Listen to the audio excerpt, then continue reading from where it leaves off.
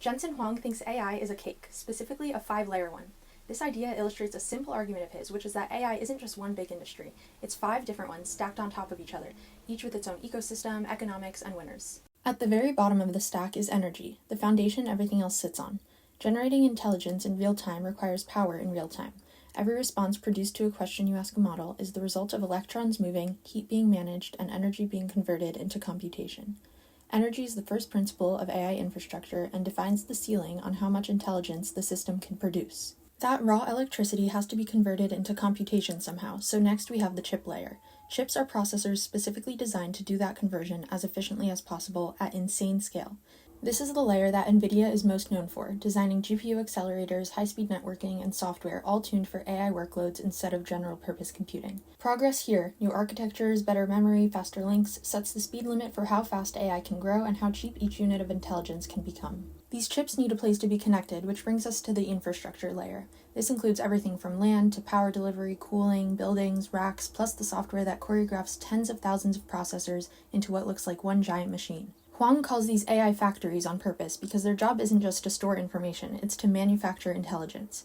Right now, the big players are already budgeting on the order of hundreds of billions of dollars a year to build these AI factories, and Huang argues we're still in the early innings, that the world will ultimately need trillions of dollars of new infrastructure to meet AI demand. Above this are the models. This is where the system starts to understand the world. Large language models are just one slice of this layer. But there are models being specifically tuned to many domains like biology, chemistry, physics, finance, medicine, robotics, and the physical world itself. What changed recently is that models started crossing the human baseline on tasks that reflect real cognitive work, including language understanding, image classification, competition-level math, PhD-level science, and software engineering. And because most of the world's models are open source, that capability is open for anyone to build on, which gives rise to the very top of the cake where we have the applications. Drug discovery platforms, industrial robots, legal co-pilots, self-driving cars, chatbots, just to name a few. This is the layer most of us interact with, where the economic value actually gets realized and where the competition is really spread out. Every other layer has clear dominant players, but the application layer is still completely open, which is why it attracts the most hype. But Jensen Huang's argument is that the more important story is the full stack underneath it. His position is that when you look at AI as infrastructure rather than as a product, 5 distinct industries come into focus, each one depending on the one beneath it.